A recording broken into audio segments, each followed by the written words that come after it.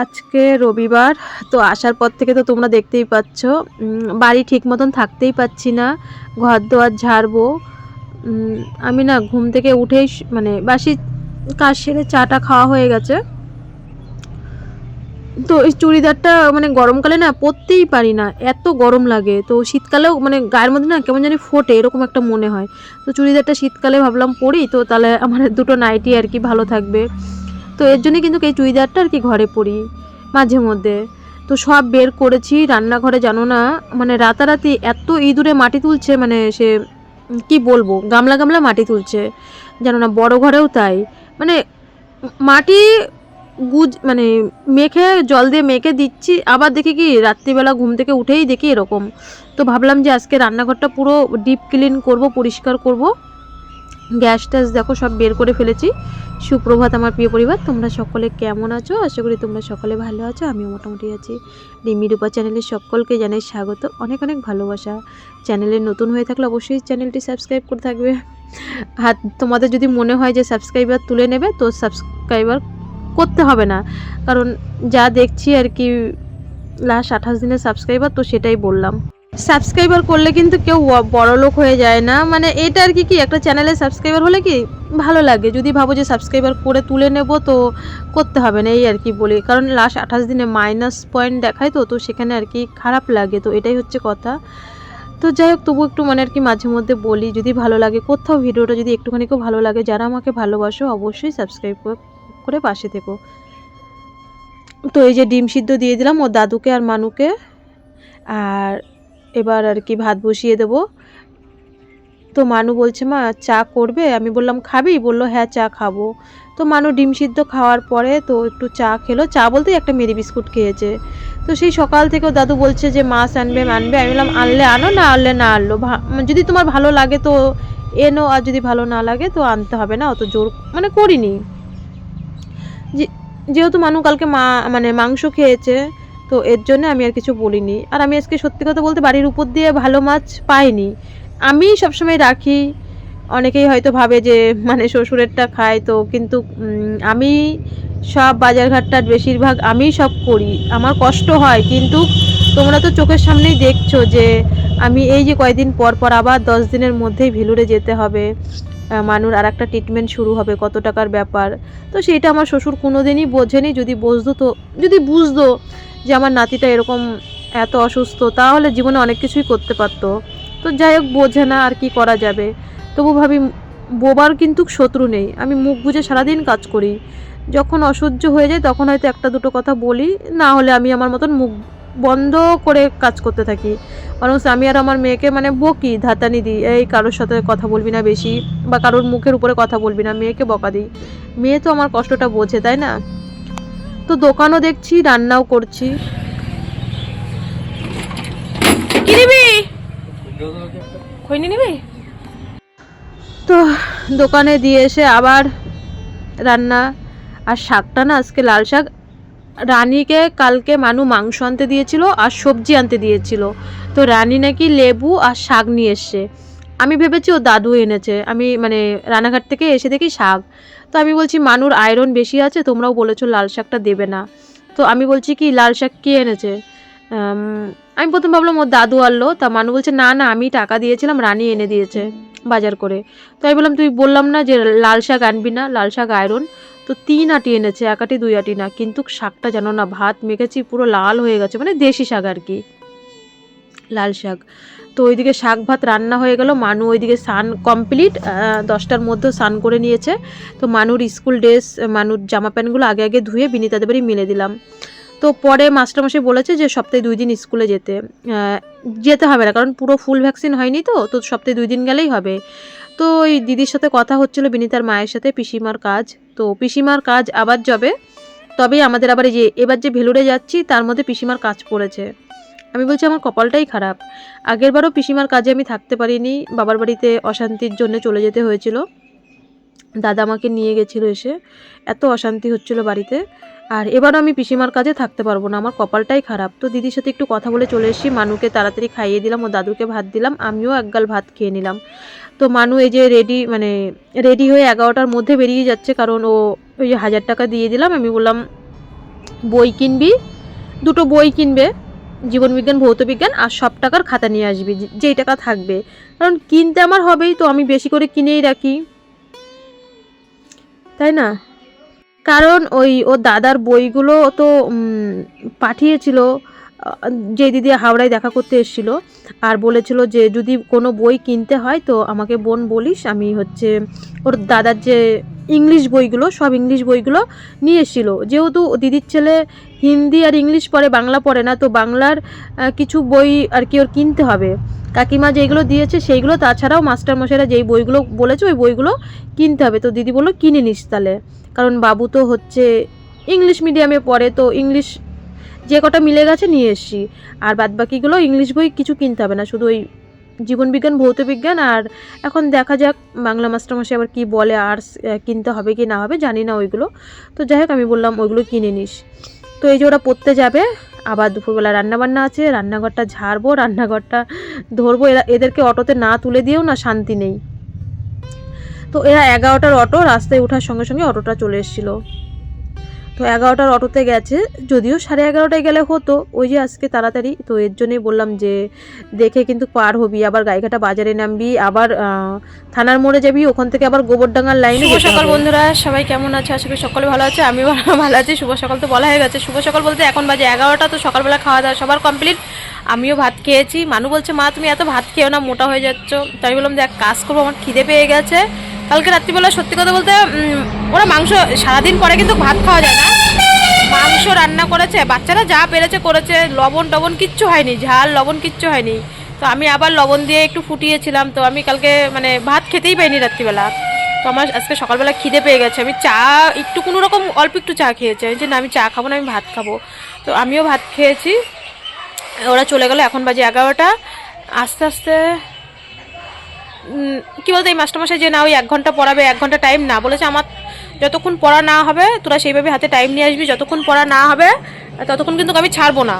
তো 2-3 ঘন্টা তো ধরেই রাখতে হবে, আর গাইঘাটাটা অনেকটাই দূর আমাদের বাড়ির থেকে, তো আজকে একটু তাড়াতাড়ি গেল, কারণ 11টা 15-র দিকে যাবে ভেবেছিল, তো বই কিনতে হবে, ভৌতবিজ্ঞান জীবনবিজ্ঞান বই কিনতে হবে, তো আগের দিন বলেছিল আজকে এনে দেবে, তো রানিও কিনবে, মানুও কিনবে, তো 7টার বই আছে, আর রায়ন মার্টিনের বই কিনতে হবে, তো এর জন্য ওরা একটু আগে আগে গেল।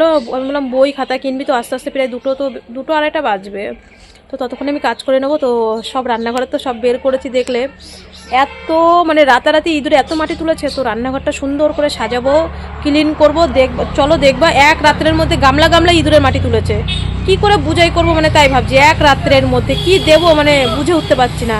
তো ভিডিওটা কন্টিনিউ দেখতে থাকো, আশা করি ভালো লাগবে, তো চলো। তো দেখো বাড়ি এসে কিন্তু একবার ইঁদুরের মাটি ফেলেছি, মানে যেদিনকে এসছি, আবার 2 দিনের মধ্যে একদিনকে তো ওই যে মানুকে পড়তে নিয়ে গেলাম, আর কালকে সারাদিন রানাঘাটে ছিলাম, তো করার মতন সুযোগ পাইনি। তো গ্যাসের ওখানে যে পেপার পাতা ছিল ওইগুলো বাইরে ফেলে দিয়ে, আর এইখানে আবার নতুন করে পেপারগুলো মারবো, অনেক দিন হয়ে গেছে, তো খুলে যাচ্ছে আর কি, তো সুন্দর করে রান্নাঘরটা ঝাড়বো। কিন্তু আমার মাথায় একটু নেই যে আজকে মাঘী পূর্ণিমা। তো আমার রান্নাঘর ঝাড়ার পরে দিদি ফোন করলো, কি করিস, গুড়িয়া কোথায় গেছে? তো আমি দিদিকে বলছি যে গুড়িয়া পড়তে গেছে নাকি, ওটাই শুনছিল দিদি। তো দিদির সাথে একটু ফোনে কথা বলে ঝাড়ার পরে জানতে পারলাম আজকে মাঘী পূর্ণিমা, আমার মাথায় নেই, সত্যি বলছি। তো তারপরে আমি আর মাথাটা ঘষিনি, ভেবেছিলাম আজকে মাথাটা ঘষবো, কালকে রানাঘাটে গেছি, আমার মাথাটা যন্ত্রণা করছে, আমার আবার মাথা যন্ত্রণা করলে মাথা ঘষি, ঠান্ডায় আরও বেশি মাথা যন্ত্রণা হয়, তো আর কী করবো। তারপরে মা মনে হয় ফোন করেছিল দুপুরবেলার দিকে, তো আমি মাকে বলছি আজকে মাঘী পূর্ণিমা, আমি তো জানি না, আমি তো ঘর ঝেড়ে ফেললাম, দিদি বলল। তো মা বলছে কি কিচ্ছু হয় না, না জানলে আর কী করবি তুই। তো এই হচ্ছে কথা, এত সুন্দর একটা ভালো দিন, কিন্তু আমি কী করব, মানে হয়ে গেছে, আর কিছু করার নেই। তো দাদু বলছে যে আমি একটু ওই বাজারে যাচ্ছি, তুই দোকানটা দেখিস। তো আর কি করব, কাজও করতে হয়, দোকানও দেখতে হয়, দোকানটা না চললে কি আর হবে। আর আমাকে দেখলেই সবার মানে ঘোরাফেরা লেগে যায়, আর কি করব। আর সবাই বলে যে তুমি দোকানে মানে বাড়ি না থাকলে দোকান ঠিকঠাক মতন খোলাও থাকে না। তো যাই হোক, আমার না ভয়ও লাগছে, সাপ টাপ না বেরিয়ে আসে, তো ওই লাঠিটা নিয়ে এসে না আমি দেখছি আর কি কোথায় গর্তটা করেছে ইঁদুরে। তো দেখছি ওই বাইরে দিয়েও না, পিছন দিয়ে আবার গিয়ে দেখলাম যে ইঁদুরে ওই বাইরে দিয়েও গর্ত করেছে। তো ভাবছি কি যা হবে হবে, আগের দিন তো 1 গামলা মাটি ফেললাম, আর 1 দিন 2 দিনের মধ্যে দেখো আবার এতটা মাটি তুলে ফেলেছে। আর এই পাশটা রোদ আসে না, যখন বর্ষাকালে আসে না জানো না, এই সাইড দিয়ে এত ছাট আসে, পুরো রান্নাঘরে জল হয়ে যায়, হাঁটু জল। আমার বর্ষাকালে রান্নাঘরে রান্না করতে এত কষ্ট হয়। কিন্তু মানুষ বাপিও বাড়ি থাকে না, আর আমার শ্বশুরের এই যে এই বাড়ি টাড়ির দিকে কোনো ধ্যান নেই, কোনো না, খালি ওনার, সত্যি কথা বলছি, হয়তো সোশ্যাল মিডিয়ায় বলবে যে শ্বশুরের নিন্দা না, ওনার খালি মানে ঘোরার মন আর কি। কোনো ঘর দুয়ার করতে হবে বা নাতি অসুস্থ, ওনার এইসবে কোনো টেনশন চিন্তা কিচ্ছু নেই, সব চিন্তা আমার। হ্যাঁ সত্যিই বলছি আমার, ওনার ছেলেরও টেনশন নেই, আর ওনার তো টেনশনই নেই। তো যাই হোক, করতে তো হবে, আমার তো এখন মেয়েকে নিয়ে চলতে তো হবে, এখানে এখনও কয়েক বছর থাকতে হবে এই ঘরটার ভিতরে, তো এটাকে তো ভালো করে সুন্দর করে রাখতে হবে। আমার বাড়ি যদি নদিয়ায় হতো, তো জানো আমাদের নদিয়ার ওইদিকে না ভীষণ ভালো কাজ হয়, মানে এই যে ঘরটরের ব্যাপারে আর কি।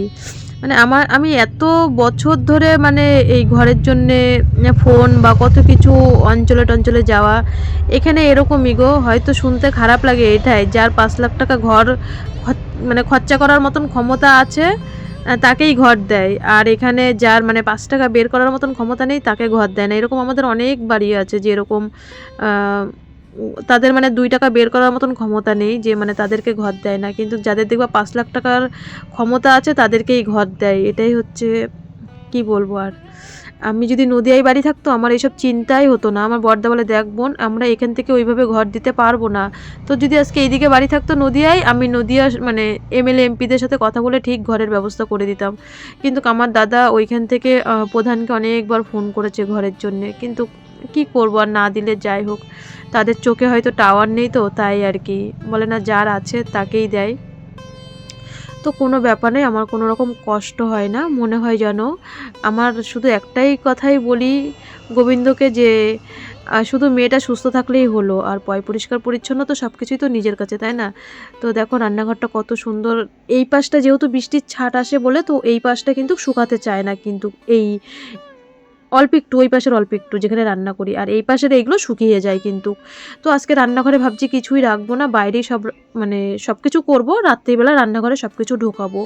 তো রান্নাঘরটা না সুন্দর করে গুছিয়ে, তার মধ্যে না আমি ওই ভিডিও করেছিলাম, এখানে এডিট করা হয়নি। আজকে তো মাঘী পূর্ণিমা, শিববাড়িতে না হালিশহরের ঘাটের থেকে জল নিয়ে যাচ্ছিল বাঁকে করে, আমি আবার রান্নাঘরটা লেপতে লেপতে আবার বেরিয়ে এসেছিলাম রাস্তায়। কি ভালো লাগছিল বাঁকে করে জল নিয়ে যখন যাচ্ছিল দেখতে, মানে শিববাড়ির দিকে যাচ্ছে হালিশহর গঙ্গার থেকে। তো কালকে আমি রান্নাঘাট থেকে আসার পরে চুড়িদারটা তো ধোয়া হয়নি, আমার বাসি নাইটি ছিল, তো রান্নাঘর লেপে টেপে এসি, আর জামা কাপড়ও ধোয়া হয়ে গেল, আর মানুষ জামা কাপড় সকালবেলায় ধুয়ে দিয়েছিলাম। তো এখন তো আবার রান্না করতে হবে। তো অনেক আগেই না আমি মাছটা ধুয়ে হলুদ লবণ মাখিয়ে রেখেছিলাম, কারণ হলুদ লবণ না মাখালে অনেক কাজ না শেয়ার করতে পারি না। ভাবি কি যে ক্যামেরা করব, ক্যামেরা করার আগে কাজটা কিন্তু হয়ে যায়, যার কারণে অনেকটা কাজ কিন্তু তোমাদের সাথে পুরোপুরি শেয়ার করতে পারি না, সবই তো করতে হয়। তো এদিকে কড়াইটা গরম হতে হতে ভাবছি যে আলু আর বেগুন দিয়ে ভোলা মাছ রান্না করব। রুই মাছ মানু বললো খাবে না, তো রুই মাছ বাড়ির উপরে এসেছিলো, কিন্তু ওই মানু যেহেতু খাবে না, পাঙাশ মাছ খেতে চেয়েছিলো। আমি বললাম না, এখন পাঙাশ মাছ খাওয়া যাবে না যতদিন না ভ্যাকসিন দেওয়া হবে, আর আমি না পাঙাশ মাছ কোনো দিন খাই না, আমার ভালো লাগে না। তো মানু পাঙাশ মাছ রাখতে চেয়েছিল, আমি রাখিনি। তো পরে ভোলা মাছ এনেছিল, বড় বড় ভোলা এনেছিল, তো আমি ধুয়ে টুয়ে হলুদ লবণ মাখিয়ে রেখেছিলাম। আর এখন বেগুন আলু কেটে নিলাম, একটু পেঁয়াজ দিয়ে করব। তো মানু বলছিল ধনেপাতা দিলে না মা আরও বেশি টেস্ট হতো, মাছের তরকারিটা ভীষণ টেস্ট হয়েছিল। তো মাছগুলো ভেজে নিলাম, আলুটা আলাদা ভেজে, তারপরে বেগুনটা আলাদা ভেজে, তারপরে আর কি একটু আদা জিরে বাটা আর একটু পেঁয়াজ সম্বাদ দিয়ে রান্না করব। তো বিলাতি ধনেপাতা দিলে হতো, আমি না আবার দিইনি, আর কালো জিরে সম্বাদ দিয়েছিলাম। যেমনভাবে তেলাপিয়া মাছ রান্না করি তো সেমভাবেই রান্না করেছিলাম। তো তেলাপিয়া মাছও তো খায় না, দেখোই তো। আর একটু হচ্ছে ডাল করেছিলাম, ডাল রান্নাটা দেখায়নি, ডাল রান্নার কি দেখাবো, একটু পেঁয়াজ ডাল করেছিলাম আর মাছের ঝোল। আর ভাত করেছিলাম, ওই অল্প কটা ভাত ছিল, একবারে রাতের চাল নিয়ে নিয়েছিলাম, যে একবারেই করে ফেলি, রাতে আর করব না। আমার না সারাদিন কাজের পরে না ওই রাত্রিবেলা রান্না করতে মন চায় না, কিন্তু যখন না থাকে তখন করি। তো ভাবছি আজকে তো সেরকম একটা শীত নেই, কিন্তু সন্ধ্যেবেলা আজকে শীত পড়েছিল। রাত্রিবেলা খাবার দাবারগুলো গরম করে দেবো, রাত্রিবেলা রান্নার না কোনো ঝামেলা রাখবো না। তো পরে আবার ভাতও করেছিলাম একবারে। তো এদিকে রান্নাবান্না কমপ্লিট, আমি এখন স্নান করতে যাব। শুভ দুপুর বন্ধুরা। তো এখন বাজে 2টো, বাসন না সব মানে 2টো বেজে গেছে, এখনও মানুষ আসছে না বলে আমার মানে যে 2টো বেজে গেছে এখনও আসছে না। তো বাড়ি আসার পরে বা ভেলুরে থাকতে ওকে না লেবুর রস দেওয়াই হচ্ছে না, মানে ওর যত্নই সেরকমভাবে, এই যে যাওয়া আসা কি করবো দেখো, এই কালকে সারাদিন রানাঘাটে থাকার কারণে ওকে ফলের রস টস কিচ্ছু দেওয়া হচ্ছে না। লেবু ঘরে তো রয়েছে কিন্তু দেওয়া হচ্ছে না। না, আগের দিন আমি কেটে দিয়েছিলাম, ও আর রানী খেয়েছিল আগের দিন। তো ভাবছি কি ও যদি চলে আসে, আসলে ভাত দেবো, দিয়েই না লেবুর রসটা করে রাখি, ও আস্তে আস্তে লেট হয়ে যাবে। তো এখন 2টো বাজে, এখনও ভিডিও এডিটিং মানে ভয়েস টয়েস কিছু দেওয়া হয়নি, দেবো। আমি শুধু কটা থালা ধুয়ে আর সব গামলায় রেখেছি, যে খাওয়া দাওয়া হয়ে যাক, ঘর উঠান ঝাড় দেবো, তারপরে সব কাজ করব। তো আগে হচ্ছে ভাবলাম, কারণ অসুস্থ তো, না দিলে আমার মনে যেন কী জানি মানে অস্থির অস্থির লাগে। তো ভাবছি লেবু রসটা করে রেখে দিই, গিলাসে ঢেকে রেখে দিলে ভাবছি আগে আগে করবো না কি করবো না সেটাও ভাবছি, যে ও ভাত খেতে খেতে হয়ে যাবে। তো যাই হোক, ওই লেবুর মেশিন টেশিনগুলো ধুয়ে টুয়ে এখানে গুছিয়ে রাখি। বাবার স্নান হয়ে গেছে, ঠাকুর পুজো দেওয়া হয়ে গেছে, তো ভাত দিয়ে নিই, মানু আসুক, তারপরে লেবু রসটা করবো, ততক্ষণে ভিডিওটা এডিটিং করে নিই, তাই না? তো আমি লেবুর রস করতে করতে ভিডিও এখনও এডিটিং হয়নি। ওই যে মানু চলে এসছে গাইঘাটার থেকে টিউশনি পড়ে, তো এই যে বলেছিলাম না খাতা আনতে, তো একবারে খাতা নিয়ে এসছে।